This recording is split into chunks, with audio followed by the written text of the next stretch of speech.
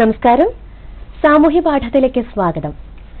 സർക്കാർ സ്ഥാപനങ്ങളിലും പൊതുമേഖലാ സ്ഥാപനങ്ങളിലും ഉദ്യോഗം ലഭിക്കുന്നതിനും അതുപോലെ തന്നെ ഉന്നത വിദ്യാഭ്യാസ സ്ഥാപനങ്ങളിൽ പ്രവേശനം ലഭിക്കുന്നതിനും പിന്നോക്ക സമുദായത്തിൽപ്പെട്ട വിദ്യാർത്ഥികൾക്കും ഉദ്യോഗാർത്ഥികൾക്കും സംവരണം വ്യവസ്ഥ ചെയ്തിട്ടുണ്ട്. ഈ സംവരണം അവർക്ക് ലഭിക്കണമെങ്കിൽ നോൺ ക്രീമി ലെയർ സർട്ടിഫിക്കറ്റ് ഹാജരാക്കണം. സാമൂഹ്യ പാഠത്തിന്റെ ഇന്നത്തെ അധ്യായത്തിൽ നാം ചർച്ച ചെയ്യുന്നത് നോൺ ക്രീമി ലെയർ സർട്ടിഫിക്കറ്റിന്റെ മാനദണ്ഡങ്ങളും മാർഗനിർദ്ദേശങ്ങളും. ഈ വിഷയത്തെക്കുറിച്ച് കൂടുതൽ പറഞ്ഞു തരാനും നമ്മുടെ സംശയങ്ങൾക്ക് മറുപടിയുമായി ഇന്നിവിടെ നമ്മുടെ കൂടെയുള്ളത് പിന്നോക്ക സമുദായ വികസന വകുപ്പ് ഡയറക്ടർ ശ്രീ VR ജോഷി സാറാണ്. നമസ്കാരം സർ, സാമൂഹ്യ പാഠത്തിലേക്ക് സ്വാഗതം. നമസ്കാരം. അപ്പൊ നമ്മൾ നോൺ ക്രീമി ലെയർ സർട്ടിഫിക്കറ്റിന്റെ മാനദണ്ഡങ്ങളെ കുറിച്ചാണ് ഇന്നത്തെ ഈ ഒരു അധ്യായത്തിൽ സംസാരിക്കാൻ പോകുന്നത്. അപ്പൊ നമുക്ക് ആദ്യം അറിയേണ്ട കാര്യം എന്താണ് നോൺ ക്രീമി ലെയർ സർട്ടിഫിക്കറ്റ്, അതിന്റെ ആവശ്യകത എന്ത്? തീർച്ചയായും നോൺ ക്രീമി ലെയർ സർട്ടിഫിക്കറ്റിനെ സംബന്ധിച്ച് സംസാരിച്ചു തുടങ്ങുന്നതിന് മുമ്പ് പ്രേക്ഷകരും ഇതുമായി ബന്ധപ്പെട്ട് പ്രവർത്തിക്കുന്ന ആളുകളും മനസ്സിലാക്കേണ്ട വളരെ പ്രധാനപ്പെട്ട ഒരു കാര്യം, എന്താണ് നോൺ ക്രീമി ലെയർ സർട്ടിഫിക്കറ്റ്, എന്താണ് ഇതിന്റെ പ്രസക്തി, ഏതു സാഹചര്യത്തിലാണ് ഇങ്ങനൊരു സർട്ടിഫിക്കറ്റ് ആവശ്യമായി വന്നത് എന്നത് സംബന്ധിച്ച് അടിസ്ഥാനപരമായ ചില കാര്യങ്ങൾ മനസ്സിലാക്കേണ്ടതുണ്ട്. നമുക്കെല്ലാവർക്കും അറിയുന്നത് പോലെ മണ്ഡൽ കമ്മീഷൻ റിപ്പോർട്ട് എന്നും മണ്ഡൽ കമ്മീഷൻ ശുപാർശകൾ നടപ്പാക്കിക്കൊണ്ട് ഗവൺമെന്റ് പുറപ്പെടുവിച്ചിട്ടുള്ള ഉത്തരവുകളെ സംബന്ധിച്ചുമുള്ള വിവരങ്ങളാണ് ഇതിന്റെ അടിസ്ഥാനം. പിന്നോക്ക സമുദായങ്ങളിൽപ്പെട്ട ഉദ്യോഗാർത്ഥികൾക്കും വിദ്യാർത്ഥികൾക്കും മണ്ഡൽ കമ്മീഷൻ ശുപാർശ നടപ്പാക്കിയതിനെ തുടർന്ന് ഉദ്യോഗ മേഖലയിലും വിദ്യാഭ്യാസ സ്ഥാപനങ്ങളിലും പ്രവേശനത്തിൽ സംവരണം അനുവദിക്കുകയുണ്ടായി. ഇപ്രകാരം സംവരണം ലഭിക്കുന്നതിന് ഉദ്യോഗാർത്ഥി അല്ലെങ്കിൽ വിദ്യാർത്ഥി തങ്ങൾ പിന്നോക്ക സമുദായത്തിൽ ഉൾപ്പെട്ടവരാണെന്നും അതേസമയം നോൺ ക്രീമി ലെയർ വിഭാഗത്തിൽ ഉൾപ്പെടുന്നു എന്നും തെളിയിക്കുന്ന സർട്ടിഫിക്കറ്റ് ഹാജരാക്കേണ്ടതുണ്ട്. നോൺ ക്രീമി ലെയർ സർട്ടിഫിക്കറ്റ് അഥവാ നോൺ ക്രീമി ലെയർ എന്ന് പറയുന്നത് ഒരു സാമൂഹ്യ പദവിയെ സൂചിപ്പിക്കുന്നതാണ്. ആ ഒരു കാരണം കൊണ്ട് തന്നെ എപ്രകാരമായിരിക്കണം ഈ സാമൂഹ്യ പദവി അഥവാ നോൺ ക്രീമി ലെയർ സ്റ്റാറ്റസ് നിശ്ചയിക്കുന്നതെന്ന് വ്യക്തമാക്കിക്കൊണ്ടുള്ള ഗവൺമെന്റ് മാനദണ്ഡങ്ങളും മാർഗനിർദ്ദേശങ്ങളും പുറപ്പെടുവിച്ചിട്ടുണ്ട്. അതിന്റെ അടിസ്ഥാനത്തിലാണ് ഈ സർട്ടിഫിക്കറ്റ് ലഭ്യമാവുക. ഇത് ലഭ്യമാക്കുന്നതിന്റെ മാനദണ്ഡങ്ങളെ കുറിച്ചൊന്ന് പറയാമോ സർ? പ്രധാനമായിട്ടും സാമൂഹ്യമായ പിന്നോക്കാവസ്ഥയെ സൂചിപ്പിക്കുന്നതിന് ഇത്തരത്തിലൊരു തീരുമാനം എടുക്കുന്നത് 16/11/92 നാമൊക്കെ പരക്കെ അറിയപ്പെടുന്ന മണ്ഡൽ കേസിന്റെ വിധിയിന്മേൽ സുപ്രീം കോടതി പുറപ്പെടുവിച്ച ഒരു ഉത്തരവിന്റെ അടിസ്ഥാനത്തിലാണ്. പിന്നോക്ക സമുദായങ്ങൾ എന്ന് കൃത്യമായി വേർതിരിച്ചിട്ടുള്ള എല്ലാ സമുദായങ്ങളും പിന്നോക്ക സമുദായങ്ങൾക്ക് അർഹമായ പ്രത്യേക പരിരക്ഷകൾക്ക് അർഹരാവുന്നില്ല. എന്തെന്നാൽ ആ സമുദായങ്ങളിൽപ്പെട്ട ചെറിയൊരു വിഭാഗം, ഒരു ലെയർ, ക്രീമി ലെയർ എന്ന് പറയുന്നത് പോലെ ഒരു ചെറിയ വിഭാഗം സാമൂഹ്യമായും സാമ്പത്തികമായും എല്ലാ അർത്ഥത്തിലും ഉയർന്ന നിലവാരത്തിലെത്തുകയും അപ്രകാരം എത്തപ്പെട്ട ആളുകൾക്ക് പിന്നോക്ക സമുദായങ്ങളുമായുള്ള ബന്ധം വേർപെട്ട് സമൂഹത്തിൽ പൊതുവിഭാഗത്തോടൊപ്പം എത്തിച്ചേർന്നിട്ടുണ്ട്. ആ വിഭാഗങ്ങൾക്ക് ഈ ആനുകൂല്യം അനുവദിക്കേണ്ടതില്ല എന്നാണ് വ്യവസ്ഥ ചെയ്തിട്ടുള്ളത്. ഇത് കണ്ടെത്തുന്നതിന് പ്രധാനമായും 5 മാനദണ്ഡങ്ങൾ വ്യക്തമാക്കിയിട്ടുണ്ട്. പ്രധാനമായും ഭരണഘടനാ പദവികളിലിരിക്കുന്ന ആളുകൾ. ഭരണഘടനാ പദവികൾ എന്നതുകൊണ്ട് ഉദ്ദേശിക്കുന്നത് ഇന്ത്യൻ പ്രസിഡന്റ് അല്ലെങ്കിൽ വൈസ് പ്രസിഡന്റ്, സുപ്രീം കോടതി ജഡ്ജിമാർ, ഹൈക്കോടതി ജഡ്ജിമാർ, പബ്ലിക് സർവീസ് കമ്മീഷന്റെയും UPSC കമ്മീഷന്റെയും അംഗങ്ങൾ, ചെയർമാൻമാർ, controller and auditor general of India, election commission of India. ഇപ്രകാരം ഇന്ത്യയുടെ ഭരണഘടനയിൽ വ്യവസ്ഥ ചെയ്തിട്ടുള്ള, ഭരണഘടനയുടെ നിലനിൽപ്പിന് സഹായകരമായിട്ടുള്ള, ഭരണഘടനയിൽ തന്നെ വ്യവസ്ഥ ചെയ്തിട്ടുള്ള പദവികളിലിരിക്കുന്ന ആളുകളെയാണ് ഭരണഘടനാ സ്ഥാപനങ്ങൾ എന്ന പ്രയോഗം കൊണ്ട് അർത്ഥമാക്കുന്നത്. രണ്ടാമത്തെ വിഭാഗം സർവീസ് കാറ്റഗറി. സർവീസ് കാറ്റഗറി എന്നാൽ കേന്ദ്ര സർക്കാർ ഉദ്യോഗങ്ങളിൽ, സംസ്ഥാന സർക്കാർ ഉദ്യോഗങ്ങളിൽ സേവനമനുഷ്ഠിക്കുന്ന ആളുകളെ സംബന്ധിച്ചിടത്തോളമാണ്. പ്രധാനമായും മനസ്സിലാക്കേണ്ട ഒരു കാര്യം, ഈ പദവികളിൽ ഇരിക്കുന്ന ആളുകളുടെ മക്കൾക്കാണ് അർഹത നഷ്ടപ്പെടുന്നത്. അല്ലെങ്കിൽ അർഹത നിശ്ചയിക്കുന്നതിനുള്ള അടിസ്ഥാനം ഉദ്യോഗാർത്ഥിയുടെയോ അല്ലെങ്കിൽ വിദ്യാർത്ഥിയുടെയോ മാതാപിതാക്കളുടെ സ്റ്റാറ്റസ് നോക്കിയാണ് നിശ്ചയിക്കേണ്ടത്. ഇപ്പോൾ ഭരണഘടനാ പദവിയിലിരിക്കുന്ന ആളുകളെക്കുറിച്ച് ഞാൻ പരാമർശിച്ചു. നമുക്ക് വളരെ പ്രധാനമായി ഇന്ന് ഒട്ടേറെ ആളുകൾ പലപ്പോഴും സംശയവുമായി ബന്ധപ്പെട്ട് അല്ലെങ്കിൽ അർഹതയുണ്ടോ എന്ന സംശയം പ്രകടിപ്പിക്കാറുള്ളത് ഉദ്യോഗസ്ഥരായിട്ടുള്ള ആളുകളെ സംബന്ധിച്ചിടത്തോളമാണ്. വളരെ പ്രധാനമായിട്ട് പെട്ടെന്ന് അവരെ സംബന്ധിക്കുന്ന രണ്ട് കാര്യങ്ങൾ മനസ്സിലാക്കുന്നതിന് വേണ്ടി ഞാനൊന്ന് വിശദമാക്കാം. സർക്കാർ സർവീസിലാണെങ്കിൽ അപേക്ഷകന്റെ മാതാപിതാക്കൾ ക്ലാസ് 1 തസ്തികയിലേക്കോ അഥവാ ഗ്രൂപ്പ് എ തസ്തികയിലേക്കോ നേരിട്ട് 40 വയസ്സിന് മുൻപ് നിയമനം ലഭിച്ചവരാണെങ്കിൽ അവരുടെ മക്കൾക്ക് സംവരണത്തിനുള്ള അർഹത ഇല്ല എന്നുള്ളതാണ് ഒരു കാര്യം. ഒരാൾ മാത്രമാണ് ക്ലാസ് 1 തസ്തികയിൽ പ്രവേശിച്ചിട്ടുള്ളത് എങ്കിൽ ആ ആളുടെ മക്കൾക്ക് അർഹതയില്ല. വളരെ ശ്രദ്ധയോടെ മനസ്സിലാക്കേണ്ട കാര്യം, നേരിട്ട് നിയമിക്കപ്പെട്ടിരിക്കണം. കേന്ദ്ര സർക്കാർ ഉദ്യോഗങ്ങൾക്കാണെങ്കിൽ അഥവാ കേന്ദ്ര സർക്കാരിൻ്റെ നിയന്ത്രണത്തിലുള്ള വിദ്യാഭ്യാസ സ്ഥാപനങ്ങളിലെ പ്രവേശനത്തിനുള്ളതാണെങ്കിൽ 40 വയസ്സിന് മുൻപ് നേരിട്ട് നിയമനം ലഭിച്ചവരായിരിക്കണം. ഉദ്യോഗത്തിനും വിദ്യാഭ്യാസ സ്ഥാപനങ്ങളിലെ പ്രവേശനത്തിനും പ്രത്യേകം ശ്രദ്ധിക്കുക, അത് കേന്ദ്ര വിദ്യാഭ്യാസ സ്ഥാപനങ്ങളിലേക്കുള്ള പ്രവേശനത്തിനും കേന്ദ്ര സർക്കാരിൻ്റെയോ പൊതുമേഖലാ സ്ഥാപനങ്ങളുടെയോ കീഴിൽ വരുന്ന ഉദ്യോഗങ്ങൾക്കുമാണ് 40 വയസ്സ് എന്ന പരിധി. മറിച്ച് സംസ്ഥാന ഗവൺമെന്റിന്റെ കേരളത്തിലെ ഉദ്യോഗങ്ങൾക്കും പിന്നോക്ക സമുദായങ്ങൾക്ക് ഇതേ വ്യവസ്ഥ ബാധകമാക്കിക്കൊണ്ട് 1999 മുതൽ ഉത്തരവ് പുറപ്പെടുവിച്ചിട്ടുണ്ട്. 93 മുതൽ കേന്ദ്ര സർക്കാർ സർവീസിൽ സംവരണം ഏർപ്പെടുത്തിയിട്ടുണ്ട്. ക്രീമി ലെയർ മാനദണ്ഡവും ഏർപ്പെടുത്തിയിട്ടുണ്ട്. ഇനി ഉദ്യോഗസ്ഥരാണെങ്കിൽ അച്ഛനും അമ്മയും രണ്ടുപേരും ഗ്രൂപ്പ് ബി തസ്തികയിലേക്ക് അഥവാ ക്ലാസ് 2 തസ്തികയിലേക്ക് നേരിട്ട് നിയമിക്കപ്പെട്ടവരാണെങ്കിൽ അവരുടെ മക്കൾക്കും ഈ ആനുകൂല്യത്തിന് അർഹത ഉണ്ടായിരിക്കത്തില്ല. പ്രധാനമായി നാം മനസ്സിലാക്കേണ്ട രണ്ട് കാര്യം ഇതാണ്. ഒരു കാരണവശാലും ക്ലാസ് 3 തസ്തികകളിൽ അല്ലെങ്കിൽ ഗ്രൂപ്പ് സി തസ്തികകളിൽ പ്രവേശനം ലഭിച്ച ആളുകൾ ഗ്രൂപ്പ് എയിലേക്കോ ഗ്രൂപ്പ് ബിയിലേക്കോ അല്ലെങ്കിൽ ക്ലാസ് 1ലേക്കോ ക്ലാസ് 2ലേക്കോ പ്രമോഷൻ കിട്ടിയാൽ പോലും അവരുടെ അർഹത നഷ്ടപ്പെടത്തില്ല. മൂന്നാംകിട ഉദ്യോഗങ്ങളിൽ പ്രവേശിക്കുന്ന ഒരാൾ സാമൂഹ്യമായി ഉയർന്നിട്ടില്ല, സാമൂഹ്യമായി വളരെ ഉയർന്ന പദവിയിലുള്ള ഒരാളും മൂന്നാംകിട ഉദ്യോഗങ്ങൾക്ക് ശ്രമിക്കില്ല എന്ന അടിസ്ഥാനത്തിലാണ് ക്ലാസ് 3 ഉദ്യോഗത്തിൽ പ്രവേശിക്കുന്ന ആളുകളുടെ മക്കൾക്ക് അർഹത നഷ്ടപ്പെടില്ല എന്ന് വ്യക്തമാക്കിയിട്ടുള്ളത്. വളരെ പ്രധാനപ്പെട്ട ഒരു പോയിന്റാണ്. 2, ക്ലാസ് 3 ഉദ്യോഗത്തിൽ പ്രവേശിച്ചയാൾ 40 വയസ്സിന് മുമ്പ് ക്ലാസ് 1 തസ്തികയിൽ എത്തിച്ചേർന്നാലും അവരുടെ അർഹത നഷ്ടപ്പെടത്തില്ല എന്ന കാര്യം കൃത്യമായി ഓർമ്മിക്കേണ്ടതുണ്ട്. ഗ്രൂപ്പ് ബി തസ്തികയിൽ ഒരാൾ പ്രവേശിപ്പിക്കപ്പെട്ടാൽ ആ ആൾ തന്നെ ഗ്രൂപ്പ് എയിലേക്ക് 40 വയസ്സിന് മുമ്പ് പ്രവേശനം ലഭിച്ചാൽ, ഉദ്യോഗം ലഭിച്ചാൽ ആ ആൾക്ക് അർഹത നഷ്ടപ്പെടും. ഇനി മനസ്സിലാക്കേണ്ട ഒരു കാര്യം, എന്തുകൊണ്ടാണ് 40 വയസ്സ് എന്നൊരു മാനദണ്ഡം വെച്ചിരിക്കുന്നത് എന്നുള്ളതാണ്. സാധാരണഗതിയിൽ മാതാപിതാക്കൾ ഉദ്യോഗത്തിൽ പ്രവേശിക്കുമ്പോൾ 30-ാമത്തെ വയസ്സിൽ അല്ലെങ്കിൽ 28-ാമത്തെ വയസ്സിൽ അല്ലെങ്കിൽ 33-ാമത്തെ വയസ്സിൽ ജോലിയിൽ പ്രവേശിച്ചാൽ അവർ വിവാഹിതരായി അവർക്ക് കുട്ടികൾ ഉണ്ടാകുമ്പോൾ ചെറുപ്രായത്തിൽ തന്നെ ഈ കുട്ടികൾക്ക് നല്ല വിദ്യാഭ്യാസം നൽകുന്നതിന് മാതാപിതാക്കളുടെ ഉയർന്ന ഉദ്യോഗം മൂലം കഴിയും. അതിൽ നിന്ന് ലഭിക്കുന്ന വരുമാനം മൂലം നല്ല വിദ്യാഭ്യാസം കൊടുക്കാൻ ഈ മാതാപിതാക്കൾ കഴിയും. ഒപ്പം മാതാപിതാക്കൾ ഉയർന്ന തസ്തികയിൽ ജോലി ചെയ്യുന്നു എന്നത് മൂലം പൊതുസമൂഹത്തിൽ അവർക്ക് യാതൊരു തരത്തിലുള്ള വിവേചനവും അനുഭവിക്കേണ്ടി വരില്ല. ഉയർന്ന ഉദ്യോഗസ്ഥന്റെ മകനാണ് അല്ലെങ്കിൽ മകളാണ് എന്ന കാരണത്താൽ ഇവർക്ക് സാമൂഹ്യമായ ഒരു പിന്നോക്കാവസ്ഥയും അനുഭവിക്കേണ്ടി വരില്ല.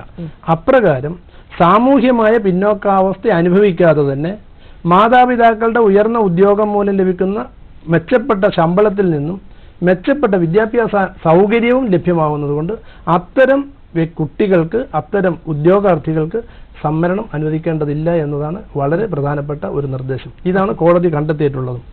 നോൺ ക്രീമി ലെയർ സർട്ടിഫിക്കറ്റിന്റെ മാനദണ്ഡങ്ങളും മാർഗനിർദ്ദേശങ്ങളുമാണ് ഇന്നത്തെ ചർച്ചാ വിഷയം. സർ, ഈ നോൺ ക്രീമി ലെയർ സർട്ടിഫിക്കറ്റിന് അപേക്ഷിക്കുമ്പോൾ ചില കാറ്റഗറിക്ക് ഒരു വരുമാനം ലിമിറ്റ് വെച്ചിട്ടുണ്ട്. അത് ഏതൊക്കെ കാറ്റഗറിക്കാണ് അത് വരുന്നത്? അതെ, അത് നാം മനസ്സിലാക്കണം. ഞാൻ നേരത്തെ സൂചിപ്പിച്ചു, ഭരണഘടനാ പദവികളിൽ ഇരിക്കുന്നവർക്ക് ആ പദവി നോക്കിയാണ് അർഹത നിശ്ചയിക്കുന്നത്. സർവീസ് കാറ്റഗറിയിലുള്ള ആളുകൾക്കും അവരുടെ പദവി നോക്കിയാണ് ഈ മാനദണ്ഡം നിശ്ചയിച്ചിരിക്കുന്നത്. ഒപ്പം ഡിഫൻസ് സർവീസിലുള്ള ആളുകൾക്കും ഇതേ മാനദണ്ഡം തന്നെയാണ്. പക്ഷെ അവർക്ക് കേണൽ തസ്തികയിൽ എത്തിയിട്ടുണ്ടെങ്കിൽ അവരുടെ മക്കൾക്ക് അർഹതയില്ല എന്നുള്ളതാണ്. അടുത്ത വിഭാഗമാണ് പ്രൊഫഷണൽ വിഭാഗം. അഭിഭാഷകരുണ്ട്, ചാർട്ടേഡ് അക്കൗണ്ടന്റുമാരുണ്ട്, സിനിമാ താരങ്ങളുണ്ട്, സ്പോർട്സ് താരങ്ങളുണ്ട്. ഇപ്രകാരം അതിവിദഗ്ധരായിട്ടുള്ള പ്രൊഫഷണൽസിന്റെ കാര്യത്തിലാണ് ഈ വരുമാനം മാനദണ്ഡമാക്കിയിട്ടുള്ളത്. പ്രധാനമായും ഈ വരുമാനത്തിന് നിലവിലുള്ള വരുമാന പരിധി 6 ലക്ഷം രൂപയാണ്. ഒരു പ്രൊഫഷണൽ എന്നതുകൊണ്ട് സർക്കാർ സർവീസിലോ പൊതുമേഖലാ സ്ഥാപനത്തിലോ ഏതെങ്കിലും ഒരു സേവനം അനുഷ്ഠിക്കുന്ന എഞ്ചിനീയർക്കോ ഡോക്ടർക്കോ അഭിഭാഷകർക്കോ ഇത് ബാധകമല്ല, സർക്കാർ സർവീസിലാണെങ്കിൽ. മറിച്ച് സ്വന്തമായി പ്രാക്ടീസ് ചെയ്യുന്ന അഭിഭാഷകർക്ക്, അതിവിദഗ്ധരായിട്ടുള്ള ചാർട്ടേഡ് അക്കൗണ്ടന്റുമാർക്ക്, ഈ ഒരു വിഭാഗത്തിനാണ് ഈ വരുമാന പരിധി നിശ്ചയിച്ചിട്ടുള്ളത്. ആ വരുമാന പരിധി എന്നുള്ളത് നിലവിൽ 6 ലക്ഷം രൂപയാണ്. ഈ 6 ലക്ഷം രൂപ എന്നുള്ളതും തുടർച്ചയായി 3 വർഷം ഉണ്ടായിരിക്കണം. കൺസിക്യൂട്ടീവ്ലി 3 years, ലാസ്റ്റ് ഫിനാൻഷ്യൽ ഇയറിന്റെ തൊട്ട് തുടർച്ചയായി 3 വർഷം ഉണ്ടായിരിക്കണം എന്ന് വ്യവസ്ഥ ചെയ്യുന്നുണ്ട്. സ്വാഭാവികമായും ഒരാൾക്ക് കഴിഞ്ഞ വർഷം 6 ലക്ഷം രൂപ വരുമാനം ഉണ്ടായിരുന്നു, അതിന്റെ തലേ വർഷം 4 ലക്ഷം രൂപയേ ഉണ്ടായുള്ളൂ, അതിനു മുൻപ് 9 ലക്ഷം രൂപ വരുമാനം ഉണ്ടായിരുന്നു എന്നതുകൊണ്ട് അവരുടെ അർഹത നഷ്ടപ്പെടത്തില്ല.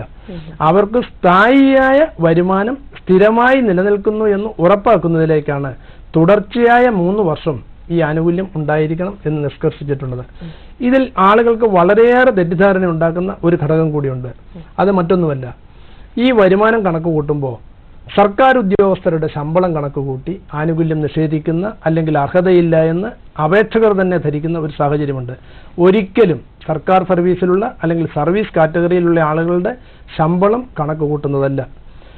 വരുമാനം എന്ന ആ കാറ്റഗറിയിൽ തന്നെ excluding income from salary and agricultural land, കൃഷിഭൂമിയിൽ നിന്നുള്ള വരുമാനവും ശമ്പള വരുമാനവും ഒഴികെയുള്ള വരുമാനം എന്ന് കൃത്യമായി നിഷ്കർഷിച്ചിട്ടുണ്ട്.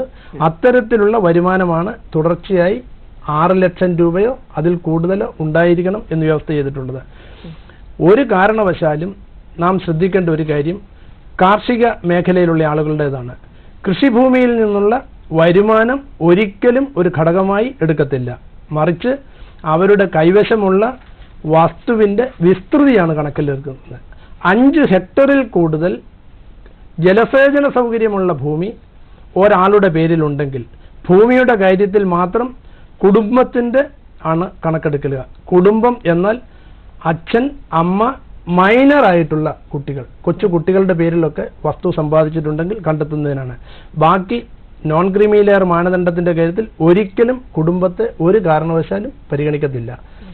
മാതാപിതാക്കളുടെയും മൈനർ ആയിട്ടുള്ള കുട്ടികളുടെയും പേരിൽ 5 ഹെക്ടറിൽ കൂടുതൽ ജലസേചന സൗകര്യമുള്ള ഭൂമി ഉണ്ടെങ്കിൽ ഭൂമിയുടെ വിസ്തൃതിയുടെ അടിസ്ഥാനത്തിൽ അവരുടെ അർഹത നഷ്ടപ്പെടും. ഇതോടൊപ്പം കൂട്ടി പറയേണ്ട മറ്റൊരു കാര്യം, പലപ്പോഴും ആളുകൾ ഉന്നയിക്കാറുള്ള ഒരു സംശയമാണ്, വിവാഹിതരായ മക്കൾ ഒരുപക്ഷെ ഉയർന്ന ഉദ്യോഗമുള്ള പ്രൊഫഷണൽസ് ആയിട്ടുള്ള മക്കൾ, എഞ്ചിനീയർമാർ, ഡോക്ടർമാർ, അത്തരത്തിലുള്ള IT മേഖലയിൽ വർക്ക് ചെയ്യുന്ന അപേക്ഷകർ, അവർ ഒരു ഉദ്യോഗത്തിന് വേണ്ടി അപേക്ഷിക്കുമ്പോൾ സ്വാഭാവികമായും അവരിലുണ്ടാവുന്ന സംശയം, ഞങ്ങളുടെ വരുമാനം, ഞങ്ങളുടെ പദവി കണക്ക് കൂട്ടുമോ എന്നുള്ളതാണ്. ഒരിക്കലും അപേക്ഷകന്റെ സ്റ്റാറ്റസ് നോക്കിയല്ല ഇത് നിശ്ചയിക്കുന്നത്. അവരുടെ മാതാപിതാക്കളുടെ വരുമാനവും അല്ലെങ്കിൽ മാതാപിതാക്കളുടെ സ്റ്റാറ്റസുമാണ് ഇതിനു വേണ്ടി പരിഗണിക്കപ്പെടുക. ഒരു കാരണവശാലും അപേക്ഷകനെ പരിഗണിക്കത്തില്ല. ഞാൻ നേരത്തെ സൂചിപ്പിച്ചതുപോലെ ഒരു വിദ്യാർത്ഥി ബാല്യം മുതൽ ഉദ്യോഗലബ്ധി വരെയുള്ള പഠന കാലയളവിൽ എല്ലാ സൗകര്യങ്ങളോടും കൂടി വളരുവാനും എല്ലാ സൗകര്യവും ലഭ്യമാക്കുവാനും അനുഭവിക്കുവാനുമുള്ള അവസരം കിട്ടുന്ന ആളുകളെ മാത്രമാണ് ഇക്കാര്യത്തിൽ നോൺ ക്രീമി ലെയർ വിഭാഗത്തിൽ പരിഗണിച്ചുകൊണ്ട് സംവരണം നിഷേധിക്കുന്നത്, അല്ലെങ്കിൽ അവരെ ക്രീമി ലെയറായി കണക്ക് കൂട്ടുക. ഏറ്റവും പ്രധാനപ്പെട്ട ഒരു സംഗതി അതാണ്. വരുമാനത്തിന്റെ കാര്യത്തിൽ മറ്റൊരു വിഭാഗമുണ്ട്, പ്ലാന്റേഷൻ ഉടമകൾ. പ്ലാന്റേഷൻ ഉടമകളെ സംബന്ധിച്ചിടത്തോളം അവരുടെ വരുമാനം കണക്ക് കൂട്ടും. പ്ലാന്റേഷൻ ഏരിയയിലുള്ള ആളുകളുടെ വരുമാനം കണക്ക് കൂട്ടി 6 ലക്ഷം രൂപയിൽ കൂടുതലാണെങ്കിൽ അവരെ ഒഴിവാക്കും. അതേപോലെ തന്നെയാണ് പട്ടണ പ്രദേശങ്ങളിൽ പ്ലാന്റേഷൻ എന്ന് പറയുമ്പോൾ കൃഷി, തേയില, സാധാരണ കൃഷികളൊന്നും വരത്തില്ല. തേയില വരും, അല്ലെങ്കിൽ മറ്റ് മേഖലയിലുള്ള ഏലം തുടങ്ങിയ പ്ലാന്റേഷന്റെ പരിധിയിൽ വരുന്ന കാര്യങ്ങളാണ്. അതായത് വാണിജ്യപരമായിട്ടുള്ള പ്ലാന്റേഷൻ, അതേക്കുറിച്ച് വളരെ സ്പെസിഫിക് ആയിട്ട് തന്നെ പറയുന്നുണ്ട്. ഈ ഇൻകത്തിന്റെ കാര്യത്തിൽ അവരുടെ റിട്ടേൺ കൃത്യമായി ഫയൽ ചെയ്ത് കഴിഞ്ഞാലും തുടർച്ചയായ 3 വർഷം ഉണ്ടായിരിക്കണം എന്നുള്ളത് വളരെ പ്രധാനപ്പെട്ട ഒരു കാര്യമാണ്. നോൺ ക്രീമി ലെയർ മാനദണ്ഡങ്ങളുടെ കാര്യത്തിൽ മറ്റ് പലപ്പോഴും സംശയമുണ്ടാവുന്ന ഒരു കാര്യം ഞാൻ നേരത്തെ സൂചിപ്പിച്ചതുപോലെ മാതാപിതാക്കളുടെ വരുമാനത്തെക്കുറിച്ചുള്ള സംശയമുണ്ടാകും. റിട്ടയർ ചെയ്യുന്ന സ്റ്റേജിൽ ക്ലാസ് 1 തസ്തികയിൽ എത്തിയ ചില ആളുകളെ അവർ ക്ലാസ് 1 ആണ് എന്ന് പറഞ്ഞ് അവർക്ക് അർഹത നിഷേധിക്കാറുണ്ട്. ഒരിക്കലുമല്ല. ഞാൻ നേരത്തെ സൂചിപ്പിച്ച ഒരു കാര്യം വളരെ പ്രത്യേകിച്ച് നാം ശ്രദ്ധിക്കേണ്ട ഒരു കാര്യമാണ്. ഇതോടൊപ്പം ഞാൻ പറയാൻ ആഗ്രഹിക്കുന്ന ഒരു സംഗതി, OBC വിഭാഗത്തിൽ വരുന്നവർ ആരൊക്കെയാണെന്ന് പലപ്പോഴും ഗുണഭോക്താക്കൾക്ക് പോലും അറിയാൻ കഴിയുന്നില്ല. സർ, അതിനു മുന്നേ സാറ് പറഞ്ഞു തുടങ്ങിയ ഒരു കാര്യമുണ്ട്, ഈ പ്ലാന്റേഷനിൽ വരുന്ന ആൾക്കാർക്ക് ആനുകൂല്യങ്ങൾ ലഭിക്കുന്നില്ല എന്ന് പറഞ്ഞു. അതോടൊപ്പം തന്നെ പിന്നെ ആർക്കൊക്കെയാണ് ഈ ആനുകൂല്യം ലഭിക്കുന്നില്ല എന്നുള്ളത്? ആനുകൂല്യം ലഭിക്കാത്ത നമ്മൾ മനസ്സിലാക്കേണ്ട കാര്യം, ആരൊക്കെയാണ് ക്രീമി ലെയറിൽ ഉൾപ്പെടുക എന്ന് സ്പെസിഫിക് ആയിട്ട് പറഞ്ഞിട്ടുണ്ട്. ആ വിഭാഗങ്ങൾ ഒഴികെയുള്ള മുഴുവൻ ആളുകൾക്കും അർഹതയുണ്ട്. അപ്പൊ ക്രീമി ലെയർ ആരൊക്കെയെന്ന് ചോദിച്ചാൽ ഭരണഘടനാ പദവികളിൽ ഇരിക്കുന്നവർ. ഇപ്പൊ ചിലപ്പോൾ ചില ആളുകൾ സംശയം ചോദിക്കും, MLA മാർ ഭരണഘടനാ പദവിയല്ലേ എന്നൊരു സംശയം ചോദിക്കാറുണ്ട്. അവർക്കിത് ബാധകമല്ല. ഒരു കാരണവശാലും അവർക്ക് ഒന്നുകിൽ അവർ ഏതെങ്കിലും തരത്തിലുള്ള അധ്യാപകരായിരിക്കാം, അല്ലെങ്കിൽ മറ്റ് കാര്യങ്ങളായിരിക്കാം. MLA എന്ന പദവി ഒരു ഭരണഘടനാ പദവിയാണ് എന്ന വ്യാഖ്യാനത്തിന് നോൺ ക്രീമി ലെയറിൽ പ്രസക്തിയില്ല. ഭരണഘടനയുമായി ബന്ധപ്പെട്ട് നേരിട്ടുള്ള തസ്തികകളിലിരിക്കുന്ന ആളുകൾക്ക് മാത്രം, പബ്ലിക് സർവീസ് കമ്മീഷനിലായാലും UPSCയിലായാലും അല്ലെങ്കിൽ ജഡ്ജിമാരായാലും ഇത്തരം ആളുകൾക്ക് മാത്രമേ അത് ബാധകമാകത്തുള്ളൂ. പിന്നെ നമുക്ക് അറിയേണ്ട ഒരു പ്രധാനപ്പെട്ട കാര്യമുണ്ട്, ഈ നോൺ ക്രീമി ലെയർ സർട്ടിഫിക്കറ്റിന് എങ്ങനെ അപ്ലൈ ചെയ്യാൻ പറ്റും? തീർച്ചയായും അത് പ്രേക്ഷകർ വളരെ ശ്രദ്ധയോടെ കേൾക്കേണ്ട ഒരു കാര്യമാണ്. കേരളത്തിലെ അല്ലെങ്കിൽ ഈ സംസ്ഥാനത്തെ ഉദ്യോഗത്തിനുള്ള നോൺ ക്രീമി ലെയർ സർട്ടിഫിക്കറ്റ് നൽകുന്നതിനുള്ള അധികാരം വില്ലേജ് ഓഫീസർമാർക്കുണ്ട്. അതാത് വില്ലേജുകളിലെ വില്ലേജ് ഓഫീസർമാർ നൽകുന്ന സർട്ടിഫിക്കറ്റ് കൊണ്ട് കേരള പബ്ലിക് സർവീസ് കമ്മീഷന്റെ ആവശ്യങ്ങൾക്കും കേരളത്തിലെ മെഡിക്കൽ എഞ്ചിനീയറിംഗ് എൻട്രൻസിനുള്ള, അത് പറയുമ്പോൾ മനസ്സിലാക്കേണ്ട കാര്യം, 2015-16 മുതൽ മാത്രമാണ് കേരളത്തിലെ പ്രൊഫഷണൽ കോഴ്സുകൾക്കുള്ള പ്രവേശനത്തിന് നോൺ ക്രീമി ലെയർ മാനദണ്ഡം ഏർപ്പെടുത്തിയത്. അതിനു മുൻപ് വരെ കുമാരപിള്ള കമ്മീഷൻ റിപ്പോർട്ടിന്റെ അടിസ്ഥാനത്തിൽ KPCRന്റെ വരുമാന പരിധി എന്ന നിലയിൽ 6 ലക്ഷം രൂപ എന്നൊരു വരുമാന പരിധി ഉണ്ടായിരുന്നു. അത് കഴിഞ്ഞ വർഷം വരെ നിലവിലുണ്ടായിരുന്നുള്ളൂ. ആ വരുമാനം കണക്ക് കൂട്ടുമ്പോൾ ആരും തെറ്റിദ്ധരിക്കേണ്ടതില്ല, KPCR പ്രകാരമുള്ള വരുമാന പരിധി കണക്ക് കൂട്ടുമ്പോൾ ശമ്പളം കണക്ക് കൂട്ടും, കൃഷിഭൂമിയിൽ നിന്നുള്ള വരുമാനം കണക്ക് കൂട്ടും. അതേസമയം നോൺ ക്രീമി ലെയർ സർട്ടിഫിക്കറ്റിന് വേണ്ടി വരുമാനം കണക്ക് കൂട്ടുമ്പോൾ ആ വരുമാനത്തിൽ ഒരു കാരണവശാലും ശമ്പളമോ കൃഷിഭൂമിയിൽ നിന്നുള്ള വരുമാനമോ കണക്ക് കൂട്ടത്തില്ല. അത് വളരെ പ്രധാനമായി ശ്രദ്ധിക്കേണ്ട കാര്യമാണ്. ഈ KPCR ആനുകൂല്യത്തെക്കുറിച്ചുണ്ടായിരുന്ന മാനദണ്ഡം കഴിഞ്ഞ വർഷം വരെ മാത്രമായിരുന്നു ഉണ്ടായിരുന്നത്. കഴിഞ്ഞ വർഷം മുതൽ മെഡിക്കൽ എഞ്ചിനീയറിംഗ് എൻട്രൻസിന് കേരളത്തിലെ എൻട്രൻസ് കമ്മീഷൻ നടത്തുന്ന പ്രവേശനത്തിന് നോൺ ക്രീമി ലെയർ സർട്ടിഫിക്കറ്റാണ് മാനദണ്ഡം. ഒപ്പം തിരിച്ചറിയേണ്ട ഒരു കാര്യം, ഇപ്പോൾ കേരളത്തിൽ ഡിഗ്രി കോഴ്സുകൾക്ക് അല്ലെങ്കിൽ PG കോഴ്സുകൾക്ക് ആർട്സ് ആൻഡ് സയൻസ് കോളേജുകളിൽ പ്രവേശനത്തിന് ഗവൺമെന്റ് കോളേജുകളിൽ സംവരണം ഏർപ്പെടുത്തിയിട്ടുണ്ട്. 20% സംവരണം അവിടെ ലഭ്യമാണ്. പക്ഷെ ആ സംവരണത്തിന് വരുമാനം ആണ് കണക്ക് കൂട്ടുക, നോൺ ക്രീമി ലെയർ സർട്ടിഫിക്കറ്റ് അല്ല. ആ വരുമാനം കണക്ക് കൂട്ടുമ്പോൾ ശമ്പളം കണക്ക് കൂട്ടും. അത് തിരിച്ചറിയേണ്ടതുണ്ട്. ആ സംവരണത്തിന്റെ വ്യത്യാസവും നാം തിരിച്ചറിയേണ്ടതുണ്ട്. ഒപ്പം മറ്റൊരു കാര്യം, സംവരണം ഏത് തോതിൽ ലഭിക്കുന്നു എന്നുള്ളതാണ്. ഇപ്പൊ കേന്ദ്ര സർക്കാർ ഉദ്യോഗങ്ങൾക്കും കേന്ദ്ര വിദ്യാഭ്യാസ സ്ഥാപനങ്ങളിലെ പ്രവേശനത്തിനും 27% സംവരണമാണ് പിന്നോക്ക സമുദായങ്ങൾക്ക് ലഭിക്കുക. ഈ 27% സംവരണം എന്തുകൊണ്ടാണ് എന്നതും മനസ്സിലാക്കിയിരിക്കുന്നത് നല്ലതാണ്. പൊതുവെ നൽകുന്ന പൊതുവായ സംവരണം 50%-ൽ അധികരിക്കാൻ പാടില്ല എന്ന സുപ്രീം കോടതിയുടെ ഒരു നിർദ്ദേശം നിലവിലുണ്ട്. ചില സംസ്ഥാനങ്ങളിൽ 50%-ൽ കൂടുതൽ ഇപ്പോഴും നിലനിൽക്കുന്നു എന്ന യാഥാർത്ഥ്യം മറന്നുകൊണ്ടല്ല പറയുന്നത്. അത്തരം ഒരു നിർദ്ദേശം 50%-ൽ കൂടാൻ പാടില്ല എന്നൊരു നിർദ്ദേശം ചില പ്രത്യേക സാഹചര്യങ്ങളിൽ ഉള്ളതുകൊണ്ട് അത് മറികടക്കേണ്ട എന്ന് കരുതിക്കൊണ്ടാണ് 15% പട്ടികജാതിക്കാർക്കും 7.5% പട്ടികവർഗക്കാർക്കും കേന്ദ്ര തൊഴിൽ മേഖലയിലും കേന്ദ്ര വിദ്യാഭ്യാസ സ്ഥാപനങ്ങളിലെ പ്രവേശനത്തിലും 22.5% സംവരണം നിലവിലുള്ളതുകൊണ്ട് മറ്റ് പിന്നോക്ക സമുദായങ്ങൾക്ക് 27%-ൽ സംവരണം പരിമിതപ്പെടുത്തുകയാണ് ഉണ്ടായിട്ടുള്ളത്.